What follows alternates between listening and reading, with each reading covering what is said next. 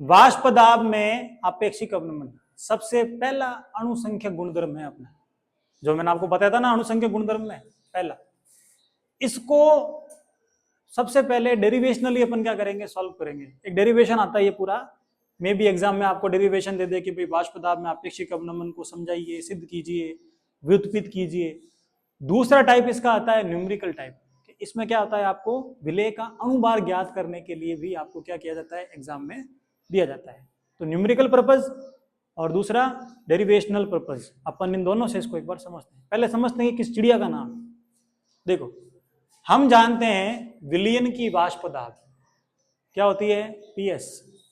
विलेय की वाष्प दाब और विलायक की वाष्प दाब के बराबर। हम भी जानते हैं सर पूरा विलयन किससे मिलकर बना है, एक तो विलेय और एक विलायक। तो सर जो विलेय की वाष्प दाब और जो विलायक की वाष्प दाब होगी वही क्या होगी, कुल पूरे विलयन की वाष्प दाब होगी। जो देखो मैंने लिख दिया, पीएस बराबर पीबी प्लस पीए।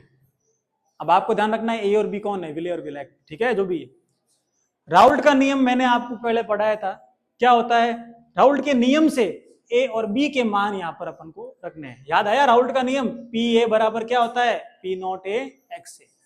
कि सर वाष्पशील द्रव विलयन में उपस्थित प्रत्येक घटकों का आंशिक दाब उस घटक के मोल अंश के क्या होता है, समानुपाती। सर बी के लिए भी आपने ये नियम लगा दिया, पीएस था ही। अब देखो हम क्या पढ़ रहे हैं, अवनमन। अवनमन के केस में याद है अपन को जो विलेय होता है वह कैसा होता है, अवाष्पशील। सर जब विलेय ही हमारा अवाष्पशील है तो सर यहाँ पर वाष्प तो बनेगी नहीं, तो वाष्प दाब भी नहीं बनेगी, क्योंकि विलेय कैसा है सर, अवाष्पशील। तो सर राउल्ट का नियम तो यहाँ पर इस पर लगेगा ही नहीं। तो हम यहाँ पर इस पोर्शन को पूरा क्या कर देते हैं, जीरो।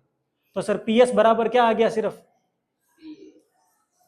यही बचेगा, यहां पर लिखकर मैंने छोड़ दिया। आगे देखो वाष्प दाब में अवनमन, जस्ट अभी थोड़ी देर पहले पढ़ाया था, क्या होता है सर, डेल्टा पी बराबर पी नोट ए माइनस पी एस, पढ़ाया था अभी जस्ट।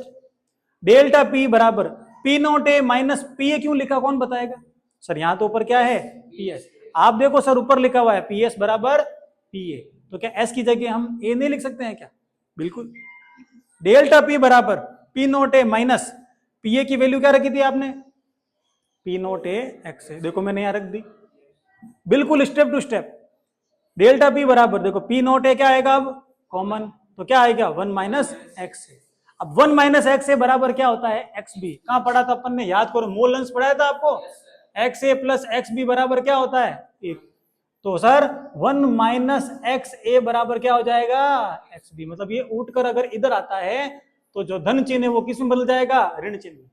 1 माइनस एक्स से बराबर क्या हो गया, एक्स बी। तो मैं सीधा सीधा यहाँ पर एक्स बी लिख दूंगा। इस पूरे के पूरे पोर्शन में मुझे किसकी वैल्यू चाहिए सर, एक्स बी की। किसकी वैल्यू चाहिए, तो सर ये जो पी नोट है दिख रहा है ना, इसको आप कहाँ भेज दो, डेल्टा पी के नीचे यानी डिनोमिनेटर में भेज दो, भेज दो। भेजते क्या बन गया, देखो delta P upon P naught A बराबर एक्स बी। अब देखो डेल्टा पी का मान क्या होता है sir, P naught A minus P A, यही होता है। और पी नोट ए तो ये ना। अब इस परिभाषा को थोड़ा सा अपन यहां पर हिंदी में लिखते हैं, क्या लिखा हुआ पढ़ो तो, वाष्प दाब में अवनमन